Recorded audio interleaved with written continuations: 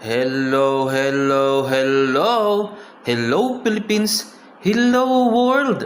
Panibagong buhay, panibagong pag-asa. Another day, another vlog na naman tayo. Chowot!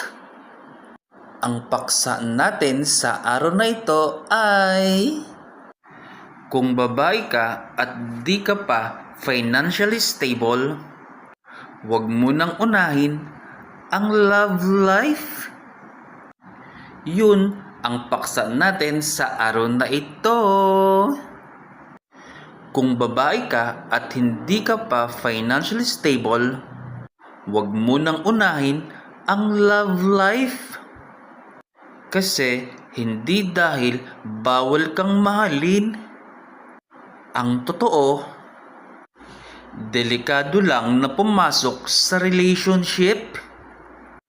Ikaw, oo, ikaw nga. Survival made ka pa.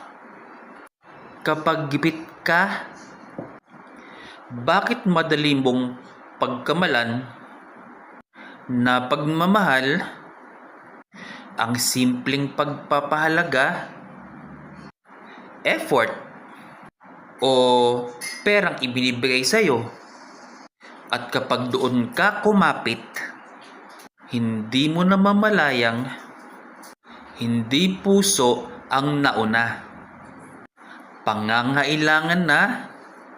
Kasi kadalasan diyan, kasi nagsisimula ang delikado. Kinikilig ka dahil may sumusundo, nanlilibre, tumutulong sa bills, laging available.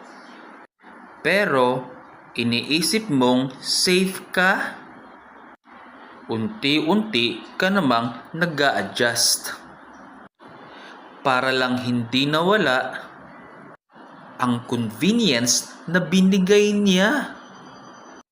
At kapag may hindi ka gusto, nahihirapan kang magsalita kasi alam mong may naitutulong sa buhay mo at doon ka natalo.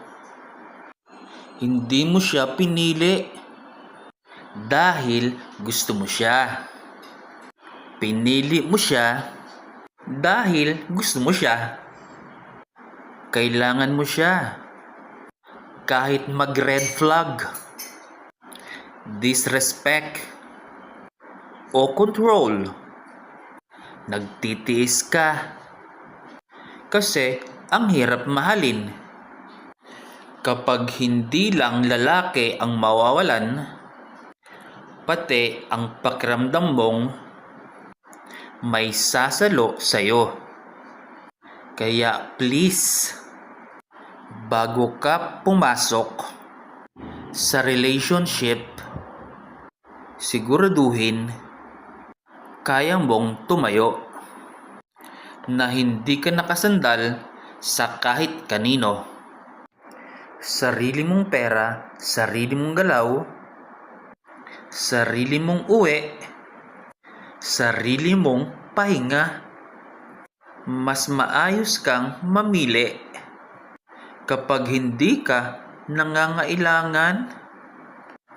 Uulitin ko, mas magiging maayos kung mamili kapag hindi ka nangangailangan. Kaya remember, kapag okay kang mag-isa, hindi ka naghahanap ng sasalo. Partner ang hinahanap mo, hindi tagabuhat ng buhay mo. Kasi mas malinaw ang pag-ibig kapag kaya mong mabuhay. Kahit wala siya, doon mo rin malalaman kung mahal mo ba or mahal mo ba talaga siya o kailangan mo lang siya.